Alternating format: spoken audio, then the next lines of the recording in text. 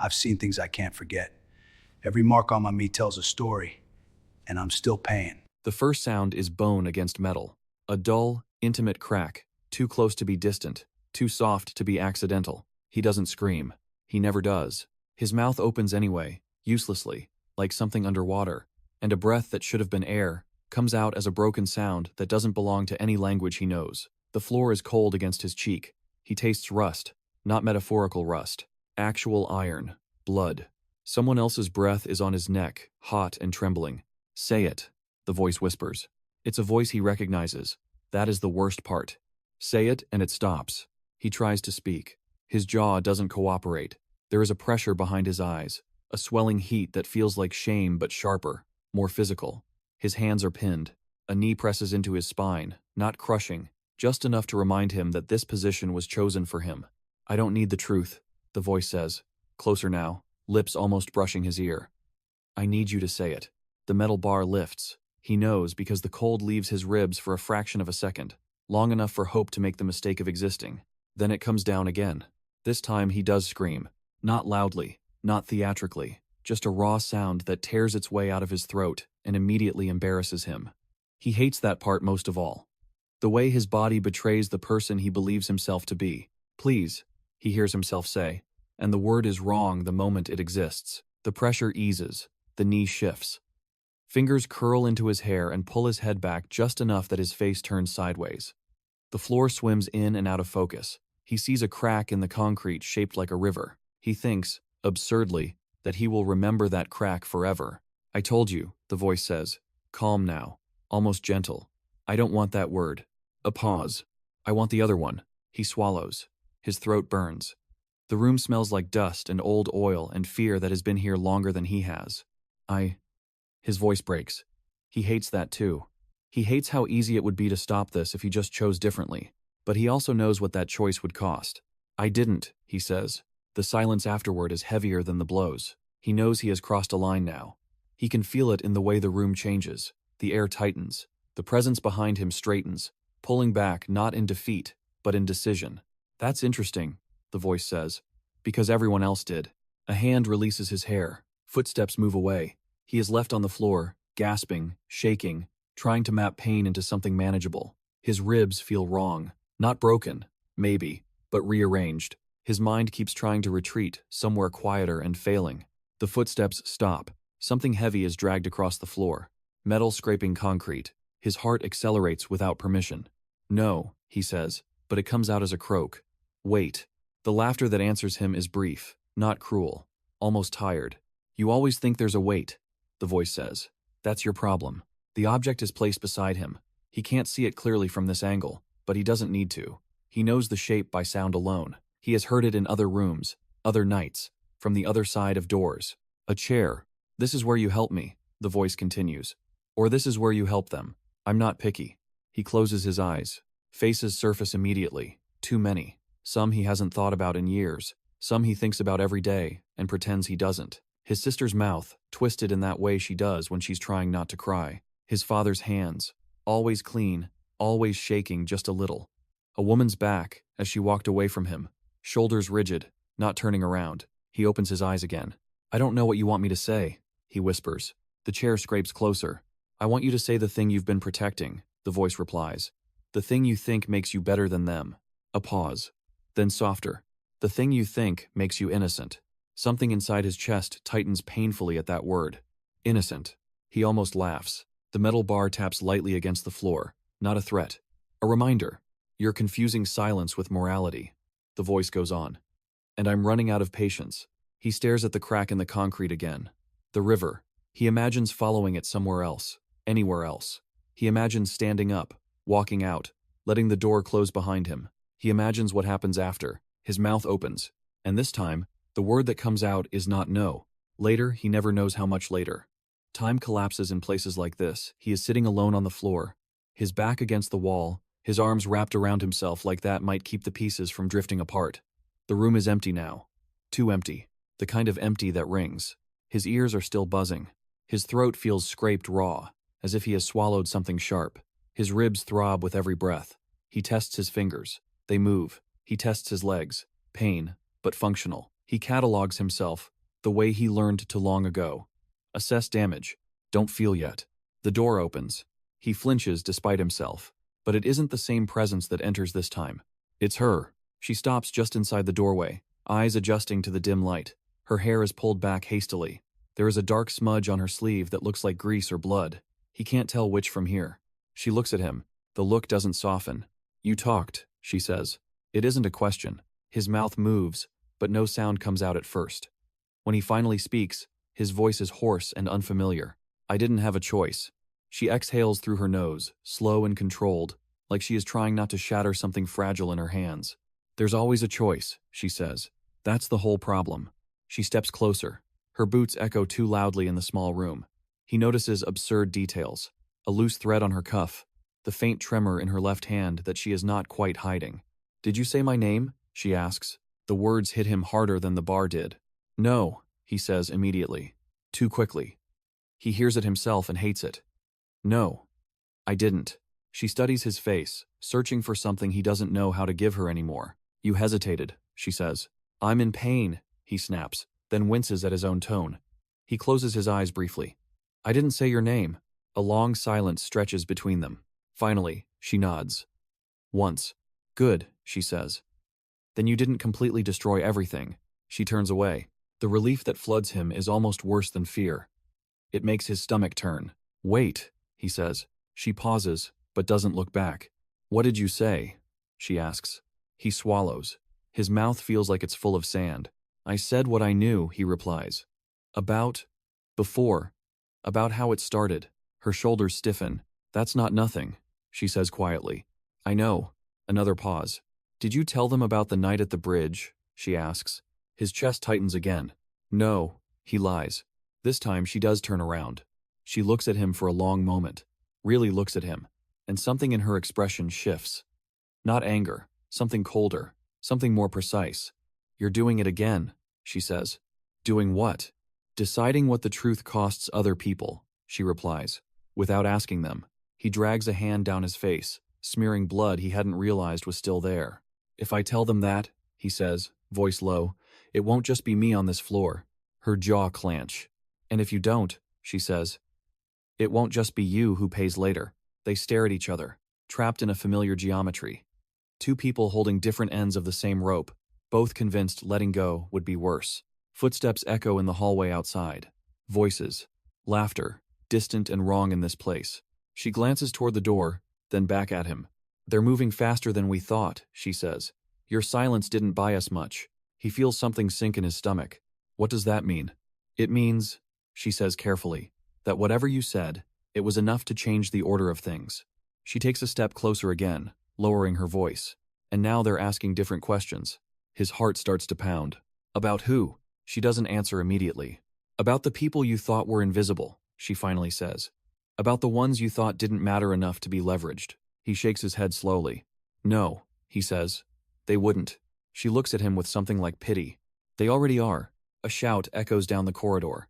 Someone calls his name, not his full name, the shortened version, the one only people who know him use. His stomach drops. She hears it too. Her eyes flicker. "They know how to make you listen," she says. "You taught them that." "I didn't." "You taught them what you value," she cuts in. "Every time you chose one truth over another." The door opens wider. Light spills into the room, harsh and invasive. "Time." A voice calls. She straightens, composure snapping back into place like armor. "They'll come back for you," she says quickly. "Not for what you did, for what you didn't." She hesitates, then adds, softer, "Think very carefully about what you protect next." Then she is gone. The door closes. He is alone again. The name echoes in his head, over and over, spoken by a voice that shouldn't know it. He presses his palms into his eyes, hard enough to see sparks. This is what it feels like, he thinks dimly. When the walls move without touching you. He doesn't know how long he sits there, breathing, counting, trying not to fall apart. Eventually, the door opens again. This time, there is no pretense of gentleness.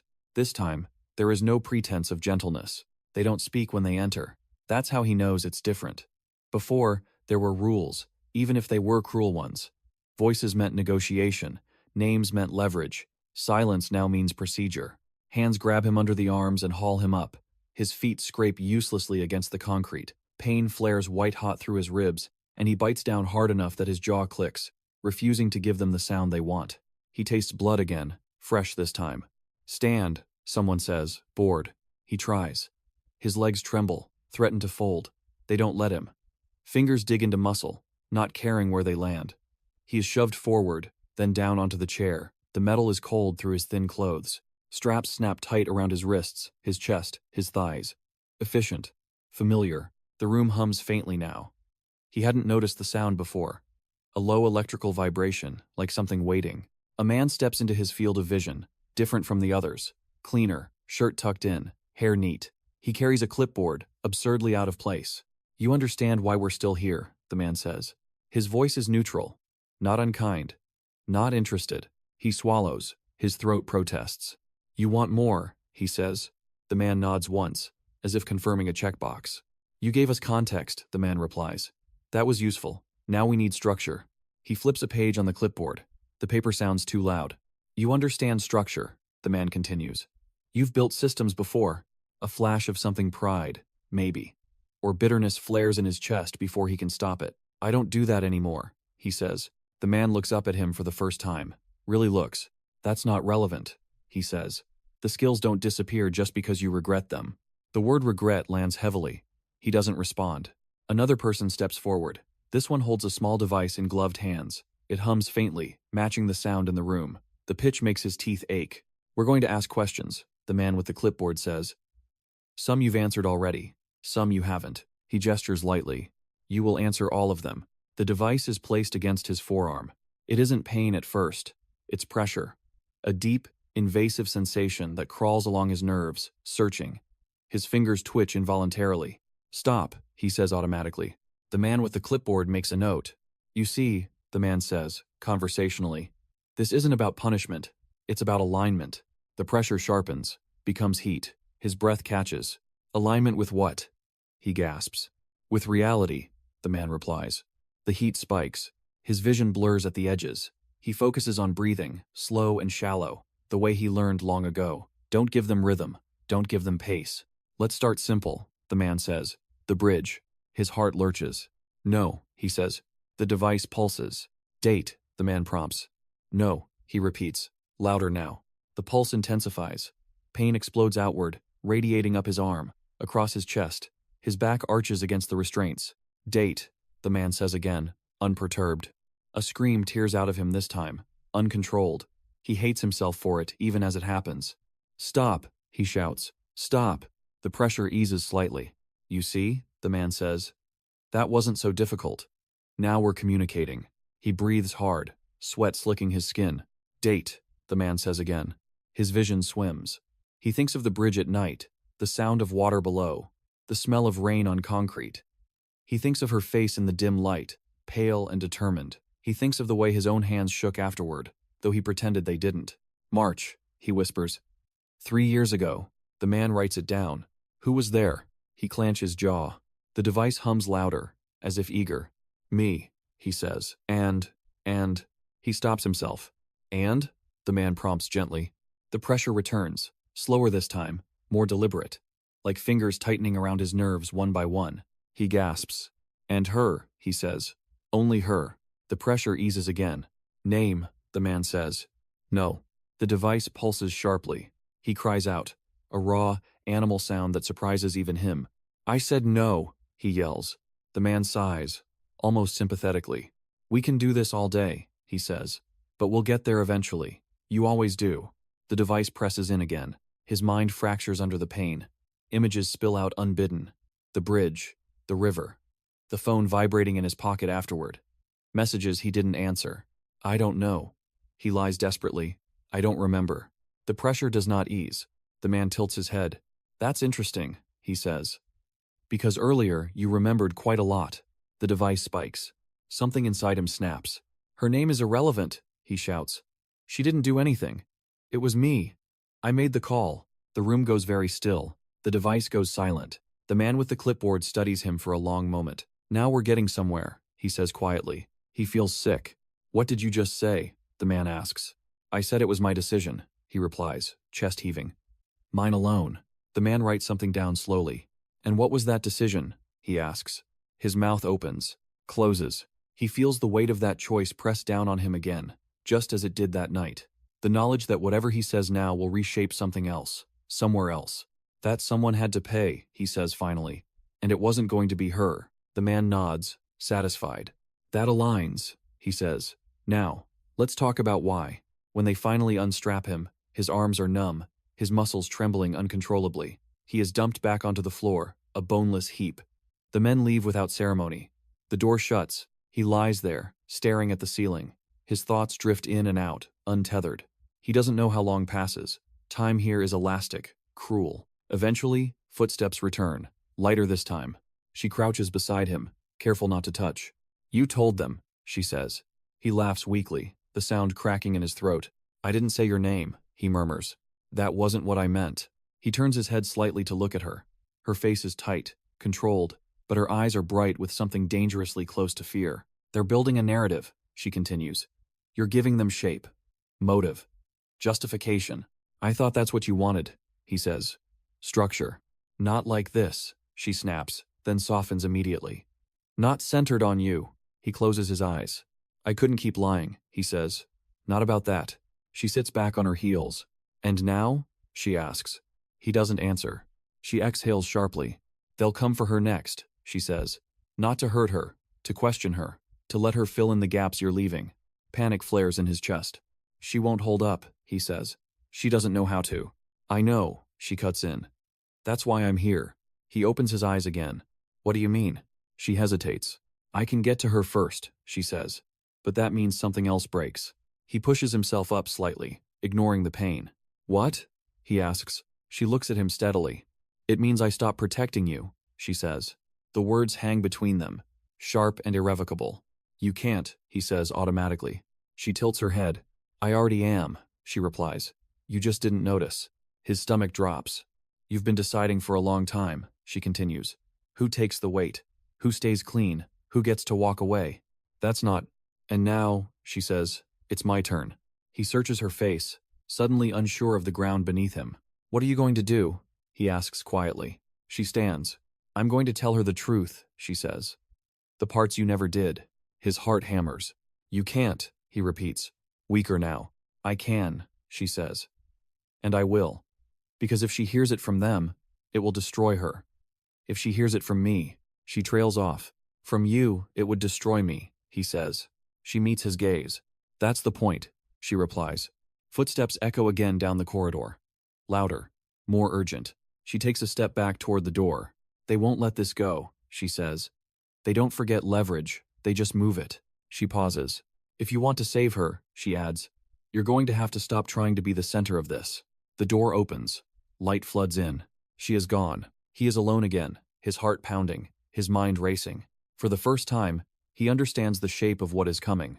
And he knows, with a sick certainty, that whatever choice he makes next will cost him something he has not yet learned how to lose. And he knows, with a sick certainty, that whatever choice he makes next will cost him something he has not yet learned how to lose. The certainty settles into him like sediment, heavy, inescapable. It doesn't spike his panic the way fear usually does. It dulls it, flattens it into something colder, more durable. He stays on the floor, breathing shallowly, listening to the distant sounds of movement beyond the walls, doors, voices, the infrastructure of a place designed to make decisions feel inevitable. He thinks about her words again. Stop trying to be the center of this. It angers him more than he expects. Not because it's wrong, because it's precise. His entire life has been a series of quiet calculations about where the weight should land. He has always believed he was minimizing damage, choosing the least harmful path, carrying what he could so others wouldn't have to. That story has been comfortable, noble, even. It has allowed him to look at himself without flinching. But now, lying on a concrete floor with his arms still trembling from restrained pain, he is forced to consider another version. That maybe he didn't carry the weight to protect others. Maybe he carried it because it let him control the narrative of who suffered, and how. The door opens again. He doesn't flinch this time. That alone scares him. Two people enter, different again. One man, one woman. Neither of them carries equipment. They move with an ease that suggests confidence, not threat. The woman pulls up a chair and sits across from him. The man remains standing, leaning casually against the wall, arms crossed. We're not here to hurt you, the woman says. He almost laughs. You're late, he replies hoarsely. She doesn't react. You're tired, she says instead. That makes people sloppy. He closes his eyes briefly. What do you want? He asks. She tilts her head, studying him. We want to understand your resistance, she says.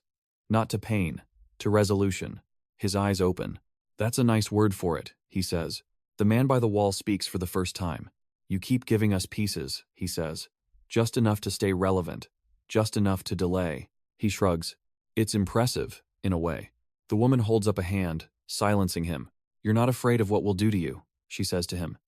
You're afraid of what will happen when we stop needing you. The observation lands with unsettling accuracy. He says nothing. She leans forward. You've built your identity around being indispensable, she continues. The man with context. The man who knows where the bodies are buried, metaphorically speaking. She smiles faintly. But context has a shelf life. He swallows. And when it expires, he asks. She meets his gaze steadily. Then we move on, she says. To cleaner sources. Less conflicted ones. The implication hangs heavy in the air. You mean her, he says. She doesn't deny it. You're not the only witness to that night, she replies. You're just the most articulate. His chest tightens. She didn't choose it, he says. The man by the wall snorts softly. Neither did you, he says. But here you are. The woman shoots him a warning glance, then looks back at the man on the floor. We're offering you a chance, she says, to reframe this, to help us build a version of events that protects everyone involved. He laughs then, a dry, broken sound. You don't protect people, he says. You categorize them. She doesn't disagree. Yes, she says, and we're giving you a chance to influence the category. He pushes himself up slightly, wincing as pain flares through his ribs. What's the price? He asks. The woman pauses. You stop withholding, she says. You stop deciding what the truth costs other people. The words echo her earlier accusation, spoken now with bureaucratic calm. And if I don't? He asks. The man by the wall straightens. Then we stop pretending this is about you, he says. Silence stretches. The woman stands. Think about it, she says. We'll be back. They leave him alone again. This time, the silence feels deliberate. Weaponized. He stares at the wall, watching a thin crack near the corner, tracing it with his eyes until it becomes familiar. He thinks of the bridge again, but not the night itself, the aftermath, the days that followed. The way he avoided mirrors, the way he chose words carefully, even in private, as if language itself could betray him. He remembers sitting across from her at a small kitchen table weeks later, the way she wrapped her hands around a mug she didn't drink from, the way she asked him, very quietly, if he was okay. He had said yes. That lie feels heavier now than any other. The door opens again, sooner than he expects. It's not the woman this time. It's her. Not the same her as before. Not the controlled intermediary. This is the other one. The one he hasn't seen in years. She steps into the room hesitantly, as if expecting resistance. Her hair is shorter now, her face sharper, older. Her eyes widen slightly when she sees him on the floor. Oh, she breathes. The sound cuts through him. Hi, he says, the word absurd in this place. She crouches instinctively, then stops herself, uncertain.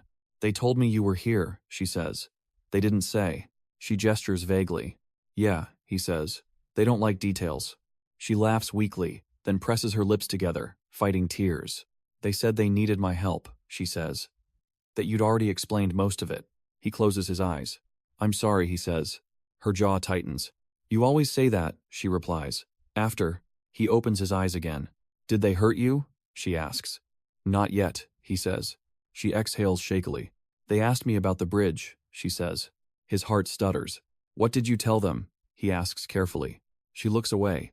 The truth, she says. At least what I remember. His chest tightens painfully. Which is? He asks. She hesitates. That you were scared, she says. That you kept saying it would be okay even though it wasn't. He nods slowly. That's accurate, he says. They asked why we didn't call anyone, she continues. Why we didn't ask for help. He closes his eyes again. And? He prompts. She swallows. I told them you said it would make things worse, she says. That involving others would complicate things. He feels something hollow open inside him. They liked that answer, she adds quietly. They said it showed intent. He grimaces.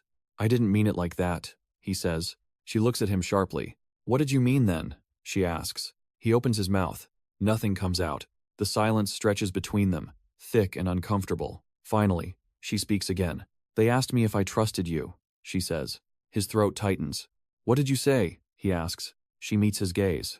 I said I didn't know anymore, she replies. The honesty stings worse than any blow. They told me, she continues, voice trembling, that you've been protecting me, that you've been keeping things from them, so they wouldn't come to me. He nods faintly. That's true, he says. She shakes her head. That's not protection, she says. That's isolation. He flinches. You didn't give me a choice, she adds. You decided for me. I know what you were trying to do, she interrupts. That doesn't make it right. She stands abruptly, pacing a few steps before turning back to him. They want me to help them finish the picture, she says. They said if I cooperate, this all ends faster. His stomach drops. And, he asks. She looks torn. I don't know what to do, she admits. Every answer feels like a betrayal. He studies her face. The familiar lines. The exhaustion. The weight he has placed there without meaning to. This was never supposed to be your burden, he says. She laughs bitterly. Too late, she replies. You brought me into it the moment you decided I couldn't handle the truth. He looks away. They asked me why you didn't jump, she says suddenly. His head snaps back toward her. What? He asks. They asked why. If you felt responsible, you didn't go over with him, she says. Why you let him fall alone? The room feels smaller. What did you say? He whispers. She swallows hard. I said I didn't know, she replies. Because I don't. He exhales slowly. I stayed, he says. Because someone had to. She frowns. For what? She asks. To remember, he says. To carry it. She stares at him. And how's that working out for you? She asks softly. He has no answer. Footsteps approach outside the door. Voices murmur. The sound of authority reasserting itself. She glances toward the door, then back at him. They're going to ask me again, she says. About you. About that night. He nods. I know. She hesitates. What should I say? She asks. The question hangs heavy between them. He feels the familiar urge rise. The instinct to choose, to shape, to manage damage. He thinks of what she said earlier. Isolation. He exhales. You should tell them what you remember, he says slowly. Not what you think will protect me. Her eyes widen slightly. And if that hurts you? She asks. He meets her gaze. Then it hurts me, he replies. Not you. She studies him, searching for something. You're letting go, she says cautiously. No, he corrects. I'm stepping aside. The distinction matters to him, even if it doesn't to anyone else. The door opens. A voice calls her name. She stands. They're ready, she says. She pauses, then adds, quietly, I don't hate you. I just don't trust you to decide for me anymore. The words cut clean and deep. I understand, he says. She turns and leaves. The door closes. He sinks back against the wall, exhausted. He feels exposed in a way pain never managed to achieve. For the first time, the center he has occupied feels empty, and he knows, with a clarity that terrifies him, that stepping aside doesn't absolve him. It just changes who gets crushed when the structure shifts. The thought doesn't leave him. It presses into him. Settles in the spaces where adrenaline used to live. He stays where he is, back against the wall, knees drawn up slightly now that the restraints are gone, arms wrapped around his ribs, as if holding himself together might keep something worse from happening. Time stretches again. He listens. At first, there is nothing but the low hum of the building, the distant thud of footsteps, the murmur of voices passing by without stopping. Then, gradually, patterns emerge, doors opening and closing at intervals. A raised voice somewhere far away, then cut off. Laughter, brief and sharp. The sound of a chair scraping concrete. He imagines her in another room, sitting upright, hands folded too tightly in her lap, answering questions carefully at first, then more freely as fatigue sets in. He knows that rhythm. He has used it himself. You resist, you negotiate, you rationalize, and then one question lands just wrong, and suddenly you are explaining instead of answering. He presses his forehead against his knees. This is what he wanted, he tells himself. This is what stepping aside looks like. The door opens without warning. He looks up, heart jumping despite his resolve. It's the woman with the neat hair again, the one with the clipboard. She steps inside alone this time, closing the door behind her softly, as if courtesy still applies. You did something unexpected, she says. He doesn't respond. She walks a few steps closer, stopping at a careful distance. You relinquished control, she continues. Most people cling to it until the last possible second. He exhales slowly. Don't mistake this for cooperation, he says. She smiles faintly.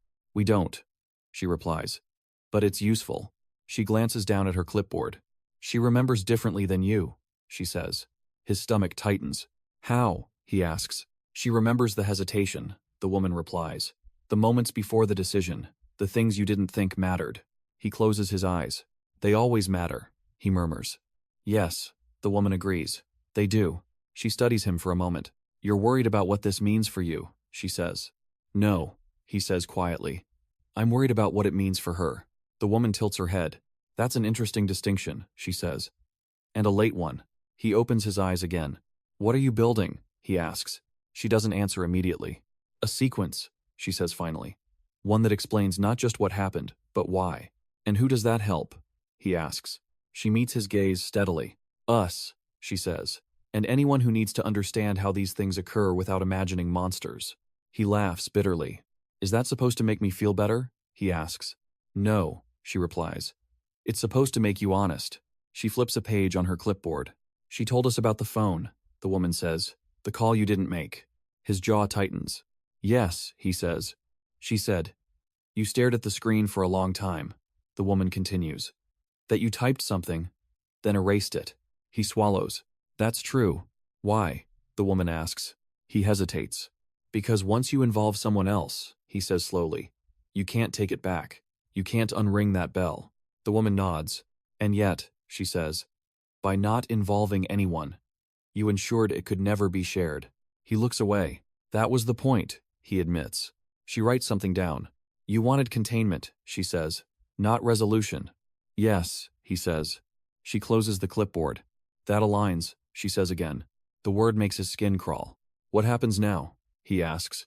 She considers him. Now, she says, we see if the narrative holds when it's no longer yours alone. She turns to leave, then pauses. For what it's worth, she adds, she's stronger than you think. The door closes. He lets out a long breath he didn't realize he'd been holding. Stronger than you think. The phrase echoes in his mind, unsettling and relieving all at once. He has always known she was strong. That was part of why he tried to shield her. Strength invites burden. People lean on it, expect it to absorb impact. He thought he was sparing her that. Now he isn't so sure. Hours pass. Or minutes. Or both. Eventually, the door opens again. This time, it's not her. It's him, the man from the bridge. Or what remains of him. He looks different now, of course. Older, thinner. His hair is longer, pulled back loosely. There are lines around his eyes that weren't there before. His presence hits like a physical blow. For a moment, neither of them speaks. You look like shit, the man says finally. The familiarity of the insult cracks something in him. A laugh escapes, half hysterical. Nice to see you too, he replies. The man steps closer, eyes scanning him, taking in the bruises, the tension in his posture. They did this? He asks. He nods. The man exhales sharply. I told them you'd be here, he says. The words land hard. You what? He asks. The man shrugs. They were going to find you anyway, he says. I figured it was better if it came from me. Anger flares. You didn't think to warn me? He snaps. The man meets his gaze, unflinching. I didn't know where you were, he says. That was kind of the point, wasn't it? The accusation is quiet but sharp. He looks away. They told me you stayed, the man continues. That night. Yes, he says. That you watched, the man adds. Yes. A pause. They asked me why, the man says. His chest tightens. What did you say? He asks. The man's expression hardens. I said, because you always need to see the consequences, he replies. Even when they destroy you. The words sting because they are not wrong. They asked me if you pushed him. The man continues. He shakes his head immediately. No, he says. I didn't. I know, the man replies. I told them that too. Relief floods him, brief and sharp. Thank you, he says. The man studies him. They asked me why you didn't stop him, he says. The relief evaporates. And? He asks. The man hesitates. I said because you knew you couldn't, he replies. Not without lying to yourself. Silence stretches between them. You think that? He asks quietly. The man shrugs. I think a lot of things, he says. Mostly that none of us walked away clean. He sits down heavily on the floor across from him. They want me to help them understand you, the man says. They think if they can explain you, they can explain the whole thing. He laughs bitterly. Good luck, he says.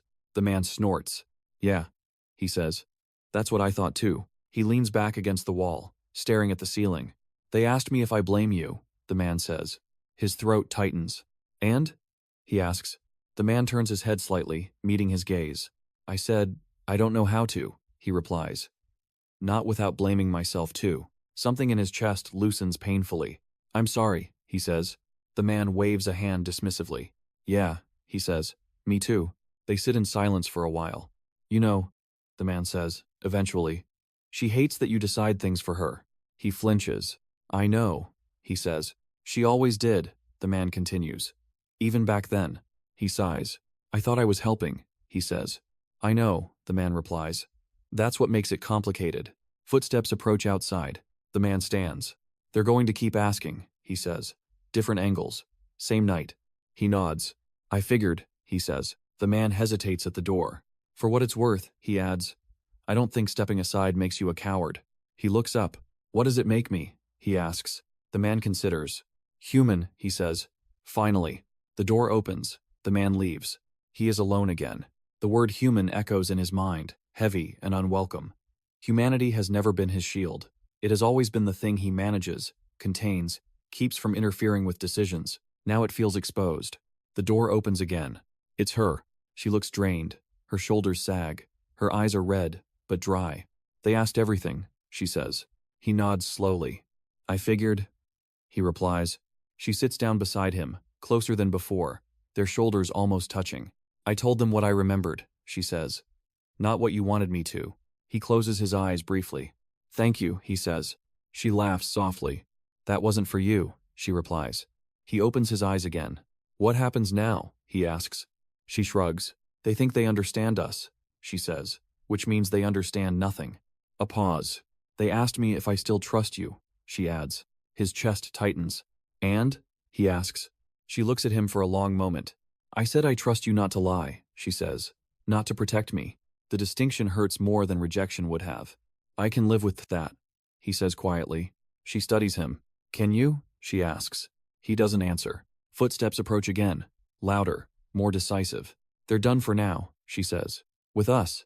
He nods. What about later? He asks. She stands. Later, she says. Depends on what they decide to do with the story. She hesitates. And what do you want? He asks. She looks at him, eyes searching. I want you to stop carrying things alone, she says. Even when it feels easier. He swallows. I don't know how, he admits. She nods. I know, she says. That's why this isn't over. The door opens. She leaves. He leans his head back against the wall, staring at the ceiling again. The structure has shifted. The weight has moved. Nothing has resolved. Nothing has healed. But something irreversible has happened. He is no longer the only one holding the truth. And that terrifies him more than pain ever did. The fear doesn't spike. It doesn't scream. It settles. A quiet, structural fear. The kind that rearranges how you stand inside yourself. He remains where he is, head against the wall, eyes open now, no longer pretending rest is possible. The room feels different. Less like a cage. More like a waiting area. For the first time since he was brought here, no one comes immediately after. Minutes stretch, then hours. The silence becomes conspicuous, like a test he hasn't been told he's taking. He thinks of all the times he believed endurance was the same thing as responsibility. The door opens. No announcement, no warning. 3 people enter.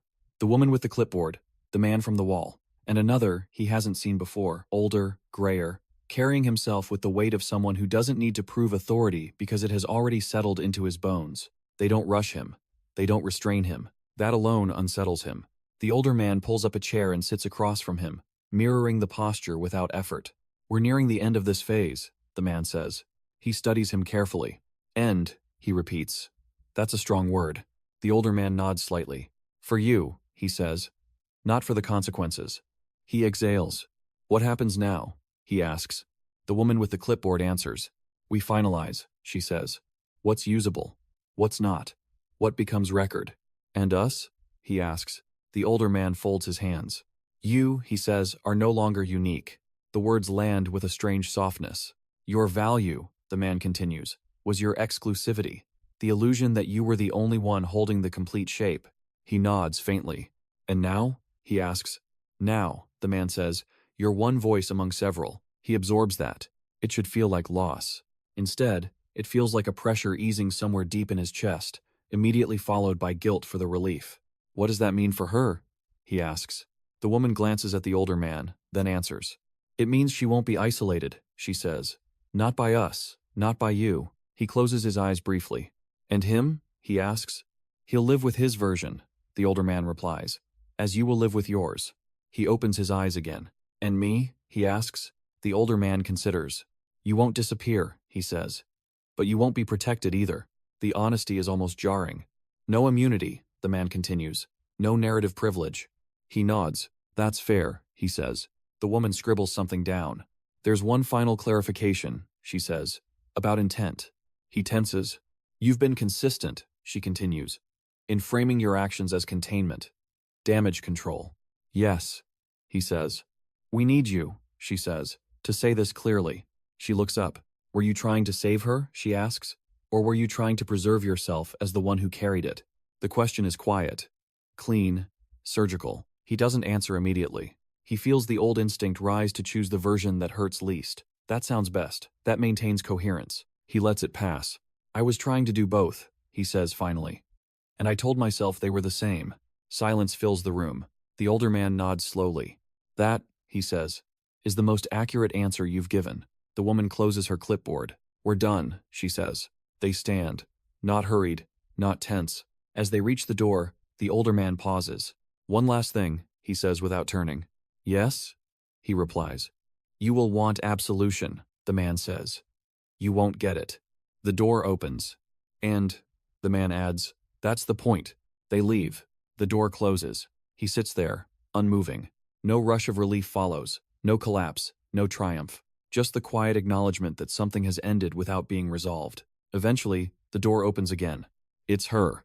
She looks different now. Not calmer, not healed, but steadier, as if something heavy has been set down, not removed, just redistributed. They're letting us go, she says. He nods. Us, he repeats. Yes, she says. Separately. He stands slowly, testing his balance. His ribs protest, but hold. Thank you, he says. She tilts her head. For what? She asks. For not letting me decide, he replies. A faint, sad smile touches her mouth. You don't get credit for that, she says. You just stop getting blamed. Fair. They walk down the corridor together in silence. The building feels different now, too. Less oppressive, more bureaucratic.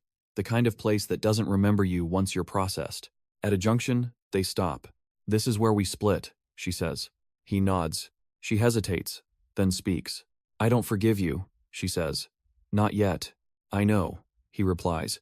But, she continues, I don't need you to carry it for me anymore. The words land heavier than forgiveness would have. I won't, he says. She studies him one last time. Make sure that's true, she says. Then she turns and walks away. He watches her go until she disappears around the corner. When he exits the building, the light outside is harsh and unkind. The sky is overcast, heavy with the promise of rain. He breathes in air that smells like metal and dust and movement. The world hasn't paused for him. Good. He walks for a while without direction, past streets that feel unfamiliar, past people who don't know what he has done, what he has failed to do, what he has carried too long. Eventually, he stops at a bridge. Not the same one. A smaller one. Unremarkable. Cars pass overhead. Water moves below, indifferent and continuous. He stands there, hands gripping the cold railing. He does not look for redemption. He does not imagine alternate endings. He simply stands, feeling the weight that remains, and noticing without relief, without celebration, that it is no longer crushing him alone. When his phone vibrates in his pocket, he startles. A message. From her. Not long. I got home. He exhales. Types. Deletes. Types again. Me too. He sends it. The water moves below. The world continues. The consequences remain. And for the first time, he does not mistake endurance for virtue, or control for care. He turns away from the railing and walks on, carrying what is his to carry, and nothing more.